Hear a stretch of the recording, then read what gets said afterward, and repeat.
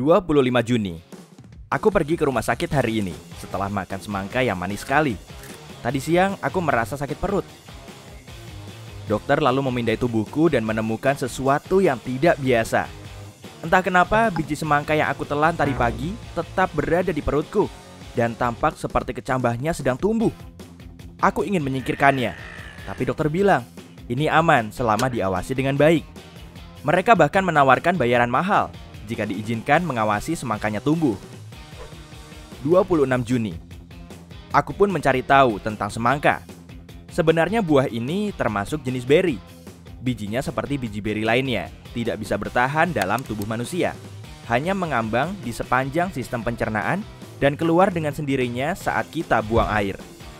Untuk menanam semangka dibutuhkan tanah yang hangat dan kaya nutrisi. Perut manusia tidak pas untuk ini. Tapi entah kenapa perutku bisa melakukannya. Baiklah, kita lihat saja apa yang terjadi berikutnya. Oh iya, semangka dalam perutku akan matang sepenuhnya setelah 80 hari. 12 Juli. Aku merasa baik-baik saja, malah merasa kuat dan berenergi. Biasanya aku harus makan banyak biar kenyang. Untuk makan siang, aku bisa makan burger, seporsi kentang goreng, sayap ayam goreng, salad sayuran, dan minum soda. Hari ini, aku cuma makan sayuran dan minum banyak air. Berapa banyak air sih yang harus diminum setiap harinya? 2 liter. Sepertinya aku minum lebih dari itu. 20 Juli.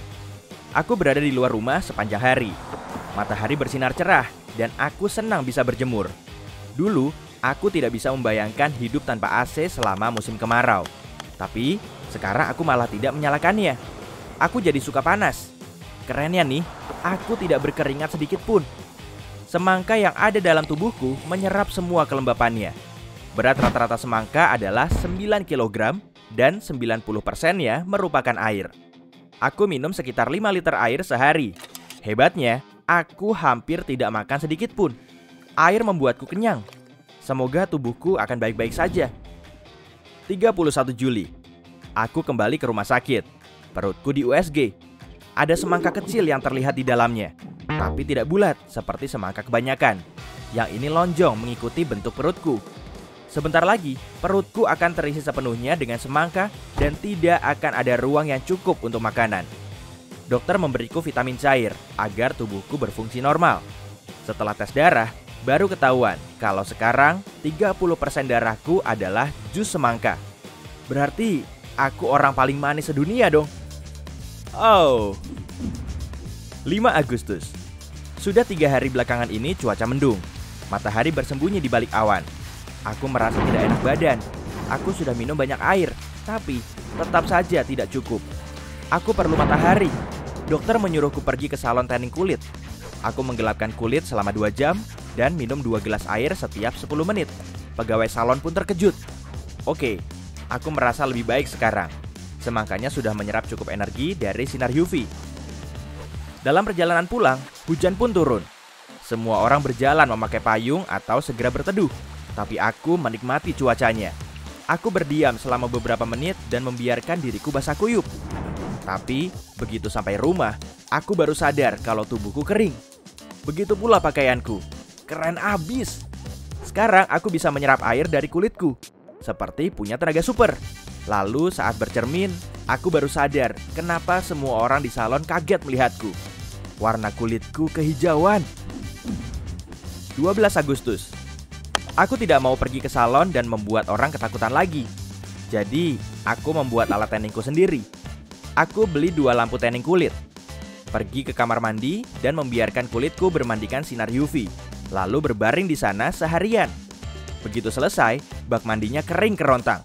Tubuhku menyerap semua airnya. 26 Agustus. Semangka di dalam tubuhku berusia 2 bulan. 20 hari lagi, dia akan matang sepenuhnya. Apa yang terjadi setelahnya? Dokterku tak punya jawabannya. Tubuhku menganggap semangka ini sebagai organ baru dan telah terbiasa dengannya. Dokter memberikan serum khusus yang mengembalikan warna kulitku. Aku bisa merasakan beratnya semangka di dalam tubuhku. Perutku bulat dan tidak ada yang bisa kulakukan. 30 Agustus. Aku sakit, mungkin kena flu. Sekarang aku dirawat di rumah sakit, di bawah pengawasan ketat dokter. Aku bisa merasakan air liurku manis seperti jus semangka. Saat bersin, biji-bijian kecil terlempar dari mulutku. Bentuknya berbeda dari biji semangka. Warnanya hijau, dan aku bisa melihat semacam pembuluh darah di dalamnya. Kira-kira kalau ditanam, apa akan tumbuh semangka? Apa mereka itu anak-anakku? 5 September. Aku kesulitan bergerak. Perutku besar sekali. Aku mandi lumpur di bawah lampu UV. Dokterku lebih sedikit bicara dibanding biasanya. Mereka tidak mengatakan apa yang terjadi padaku. Aku tahu mereka menyembunyikan sesuatu. Rasa takut terpancar dari mata mereka. Kenapa mereka ketakutan ya? Aku sudah lama tidak bercermin. Tapi aku memang tidak mau sih. Aku pasti terlihat seperti monster hijau. Ada sesuatu yang luar biasa terjadi. Rumput dan tanaman mulai tumbuh di sekitar bak lumpur tempatku berbaring. Yang keren adalah aku bisa merasakan keberadaan mereka, seperti bisa berkomunikasi dengannya. Mereka tidak punya pikiran, tapi aku bisa merasakan saat sekuntum bunga butuh air atau kehangatan. Perutku bukan hanya bulat, tapi juga sekeras batu. Tidak masalah sih, dokter bilang perutku tidak bisa dioperasi untuk mengeluarkan semangkanya, karena semangka ini telah menjadi bagian dari tubuhku. 12 September. Hari ini aku keluar dari bak lumpur. Aku pun mandi membersihkan diriku dan bercermin. Aku terlihat seperti monster orc hijau berperut buncit.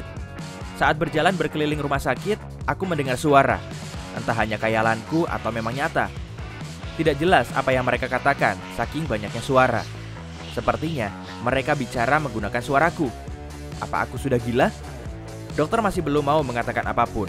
Tapi aku bisa lihat dari pandangan mereka kalau mereka tahu itu suara apa. 16 September. Hari yang ditunggu pun tiba. Semangkanya sudah matang sepenuhnya. Aku bangun dan meletakkan tangan di perutku. Perutku sudah tidak bulat lagi. Dokter bilang kalau semangkanya larut dalam tubuhku. Tubuhku pun berubah. Kulitku berwarna hijau, tapi aku bisa mengembalikan warnanya kalau aku mau. Aku juga bisa merasakan tumbuhan di sekitarku. Aku pikir aku bisa mengendalikannya. Dengan mengerahkan kekuatanku, aku bisa memaksa batang tumbuhan di dekatku untuk melengkung ke arah yang benar. Luar biasa sekali. Suara itu lagi. Semakin nyaring malah. Mereka memanggilku. Aku menunggu dokter untuk meninggalkan ruanganku dan mencoba memahami apa yang dikatakan suara itu. 17 September. Malam itu para dokter sudah meninggalkan rumah sakit. Hanya ada satu dokter jaga yang sudah jatuh tertidur. Aku meninggalkan kamarku dan pergi ke sumber suara yang menggangguku. Duh, semakin kencang saja. Aku melihat pintu bertuliskan sangat rahasia. Suaranya berasal dari situ. Dikunci. Aku menghampiri dokter yang tertidur dan berhati-hati mengambil kartu kunci dari sakunya. Aku berjalan ke laboratorium rahasia tadi dan... Ingat biji yang terbang dari mulutku? Aku tidak memperhatikan dan melupakannya. Tapi para dokter mengumpulkan setiap biji yang terlontar dari mulutku. Kupikir semua biji ini akan tumbuh jadi semangka biasa. Tapi rupanya tidak. Tepat di depan mataku ada beberapa kapsul berisi air dengan makhluk kecil berwarna hijau di dalamnya. Setengah manusia, setengah semangka. Aku bisa mendengar suara mereka. Kami berkomunikasi dengan telepati.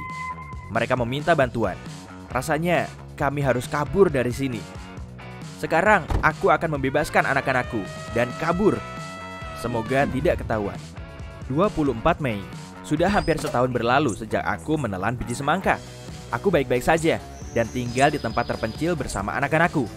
Kami hidup selaras dengan alam di tanah yang hijau dekat hutan lebat. Ini mungkin pesan terakhirku.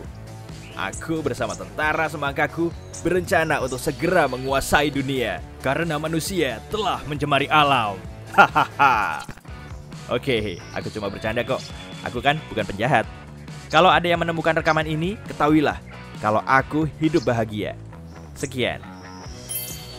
Hey, jika kamu belajar hal baru hari ini, klik tombol suka di video ini lalu bagikan pada teman-temanmu. Inilah beberapa video menarik lainnya yang bisa kamu tonton. Klik saja video di salah satu sisi layar dan ingat, tetaplah di sisi terang kehidupan.